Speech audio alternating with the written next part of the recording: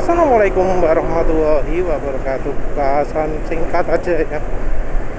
Jadi penulis kan akhir-akhir ini bahas Linux versus Windows ya. Penulis bahas bahwa wah, Linux itu bohong ya. Ngomong kecil, ngomong ringan. Ya ternyata nggak terbukti ya.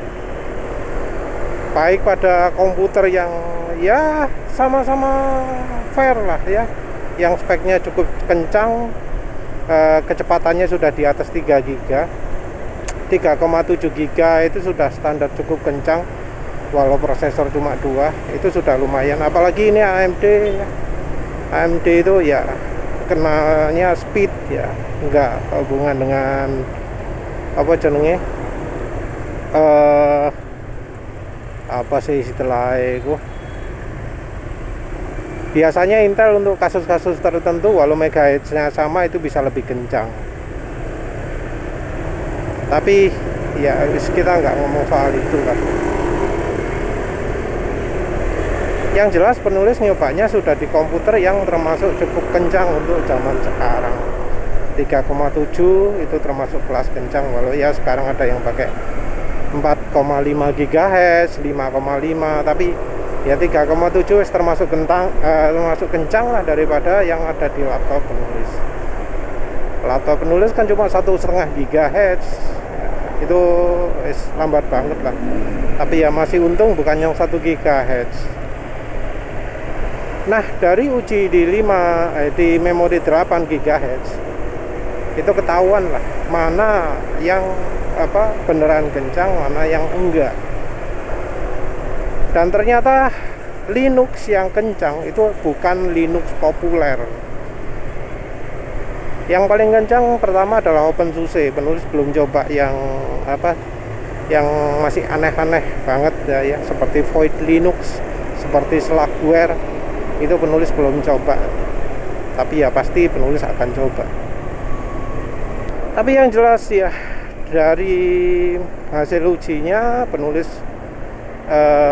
menyimpulkan bahwa yang banter itu adalah yang dari OpenSUSE, kemudian diikuti dengan Debian, terus yang lambat itu adalah Ubuntu, yang lebih lambat lagi adalah Arch, Linux, dan BSD.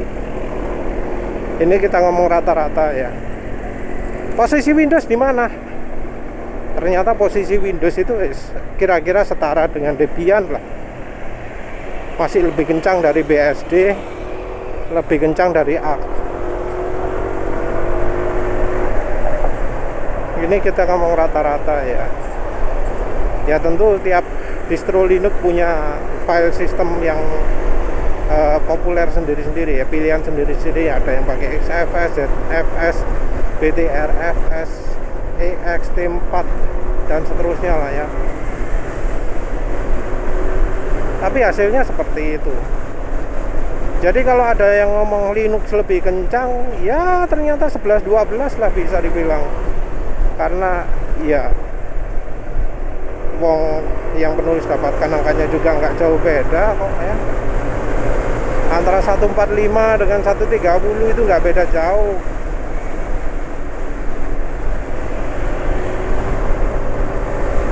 Ini kita ngomong memori cukup. Nah, di yang memori nggak cukup, kelihatan bahwa Linux itu makin nggak efisien. Entah ya siapa sih yang ngomong Linux itu makin lama makin efisien. Karena orang Linux sendiri itu apa jenenge, ngomong makin lama makin berat.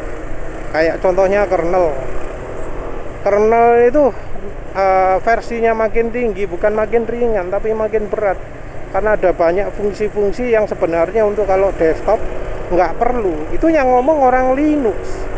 Terus kenapa kita ini yang nggak ngerti apa-apa kok membela ya? Nggak cuma dari kernelnya toh, dari bahasa programmingnya juga pakai yang katanya makin lambat sekarang, si apa jenenge GNU-C ya. bahasa aslinya yang pakai GNU mbuh apa lah jenenge, mbuh lali G++ tau apa. Nah itu juga makin baru juga makin lambat. Dulu penulis pernah baca berita yang dari versi 2 naik ke versi 3, ternyata itu jadi makin lambat. Terus juga dari librarinya. Library itu kan ada yang namanya GTK. Sampai kemudian muncul GTK versi 3 dari 2 ke 3, itu juga masalah. Jadi nggak cuma compilernya toh, library-nya. Yang arti library itu adalah fitur-fitur yang bisa dipergunakan langsung oleh aplikasi lain ya, memanfaatkan yang sudah dibuatkan oleh orang lain. Jadi untuk menampilkan ikonnya, untuk menghitung misalnya posisi layar atau macam-macam. Nah itu kan ada namanya istilahnya GTK. Banyak ya orang Linux yang ngomong sendiri bahwa GTK 3 itu lambat. Jadi ada beberapa yang sampai sekarang GTK-nya masih pakai GTK 2.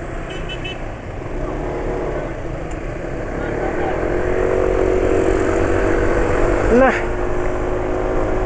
ada ya sampai kayak LXDE itu sebuah gerakan untuk membuat desktop yang ringan. Itu sampai membuat sendiri pecahan dari LXDE ini jadi LXQt. Tujuannya adalah untuk memanfaatkan library yang namanya Qt. Jadi orang yakin bahwa kalau pakai GTK itu akan jadi makin lambat. Jadi saking takutnya dia membuat sempalan sendiri, yaitu namanya LXQt, yang merupakan desktop software untuk menampilkan gambar, untuk menu, untuk ya notifikasi macam-macam. Itu pakai khusus dari library-nya Qt untuk menghindari desktopnya jadi makin lambat gara-gara GTK-nya upgrade ke GTK 3. Contohnya ya mungkin kalau GTK ini Ubuntu, mungkin ya Ubuntu yang baru itu interface amit-amit lambate ya, yang sudah pakai GTK 3. Kalau nggak salah ada hubungannya dengan GNOME 2 atau GNOME 3 ya. Jadi GNOME 3 itu memanfaatkan GTK 3, GNOME 2 memanfaatkan GTK 2. Nggak salah kok. Jadi sampai seperti itu ya. Orang juga jadi menghindari GNOME karena itu. Nah ini juga belum ke taraf browsernya ya. Jadi browser memang ada optimasi tapi bukan di Firefox.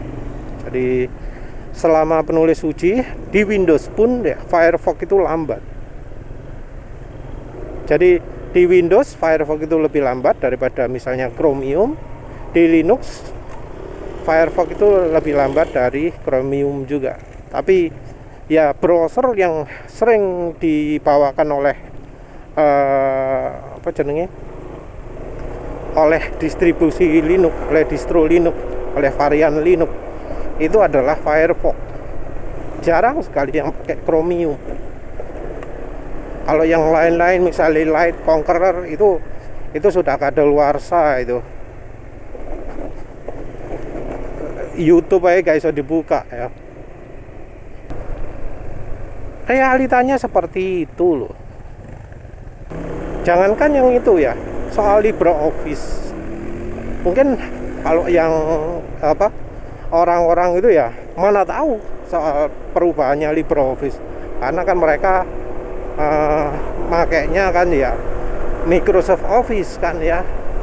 Microsoft Office makin lama makin berat ya, orang sadar. Tapi orang nggak sadar bahwa LibreOffice itu juga ada berubah jadi makin lambatnya ya. Ya orang mikirnya di versi 3.3 itu ada banyak optimasi semenjak dari OpenOffice ke LibreOffice. Tapi ya ada yang membandingkan antara 2.4 ke 3.5. Nah 2.4 atau 2.2 itu lebih kencang ternyata daripada yang 3.5, baik opennya, membukanya, waktu ataupun waktu editingnya, waktu ngedit. Nah itu dari orang yang tiap hari kerjanya menggunakan LibreOffice. Nah di saat uji coba di laptop pun penulis ya menemukan bahwa jangankan menyamai Windows. Jadi kan penulis coba matikan swap filenya. Jadi ada yang ngomong, oh nggak fair, di Windows ada swap file. Ya wes, penulis matikan. Setelah dimatikan apa yang terjadi? Ternyata bisa crash juga Windowsnya. Yaitu apa? Ketika jalankan 2 tab, 2 YouTube di satu Firefox, lalu jalankan buka file LibreOffice yang cukup besar, itu crash. Jadi untuk Linux penulis pakai acuan itu juga, yang 2 GB crash setelah jalankan 2 Firefox dan 1 LibreOffice. Dan yang bisa menyamai itu cuma 2 ya kalau nggak salah, cuma 2 aplikasi. Ada yang cuma 1 Firefox tok aja wis crash. Jadi buka Firefox, buka 1 tab lagi crash, itu ada. Padahal katanya Linux yang itu adalah Linux yang tujuannya adalah bikin komputer lama jadi kencang. Padahal komputer lama kan memori ini 2 GB toh ya. 2 GB jalankan browser cuma 1 tab toh. 2 tab toh wis crash. Parah sekali kan. Tapi ada juga ya satu Linux ya yang belum penulis buatkan videonya. Namanya Void Linux.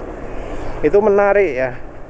Jadi ketika memori habis dia nggak crash walau, tapi jadi lambat sekali ya. Jadi pelan sekali ya responnya. Jadi pelan sekali. Tapi walau pelan sekali masih nggak hang, masih nggak nge-freeze. Kursor masih jalan. Program-program lain masih ada denyutnya lah. Windows crash, tapi itu enggak. Tapi yang jadi masalah adalah program-program lain, Linux lain, varian-varian lain yang ternyata crash. Bahkan crashnya lebih awal. Ini juga enggak ngomong yang Raspberry Pi yang lambat sekali, Zorin OS yang lambat sekali, Chrome OS Flex yang ternyata lambat sekali juga.